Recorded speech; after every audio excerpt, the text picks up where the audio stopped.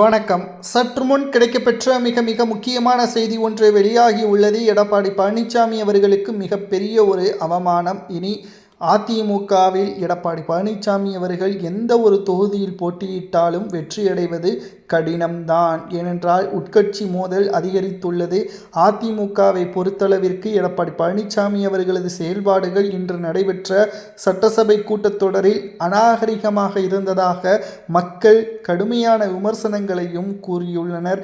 மக்களது பிரச்சனைகளை சட்டசபையில் அவரது நேரம் வரும்பொழுது முழுமையாக ஆதாரங்களுடன் முன்வைத்து ஆளும் கட்சிக்கு எதிராக பேசியிருந்தால் மக்கள் எடப்பாடியே வரவேற்றிருப்பார்கள்.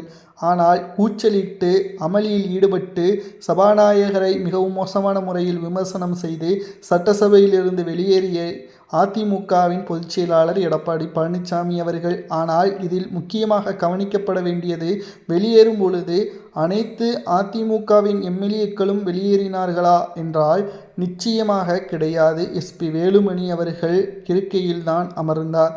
தற்பொழுது ஏற்கனவே சி.வி. சண்முகத்திற்கு ஆதரவாக செயல்பட்டதன் காரணமாக அவர் எடப்பாடிக்கு எதிராக முன்வைக்கப்பட்ட கருத்துக்களையும் நாம் பார்த்தோம்.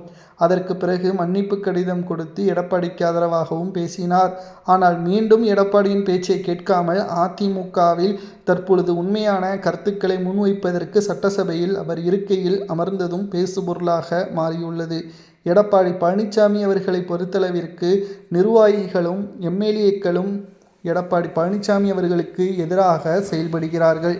இனியும் அதிமுகவில் எடப்பாடி பழனிசாமி அவர்கள் செயல்படுவது சாத்தியம் அற்றது. மீண்டும் ஒரு தேர்தலில் போட்டியிட்டால் எடப்பாடி மிகப்பெரிய தோல்வியை பெறுவார். வருகின்ற இடைத்தேர்தல் 6 சட்டமன்ற இடைத்தேர்தலில் 5 சட்டமன்ற தொகுதிகள் அதிமுக கைப்பற்றியது.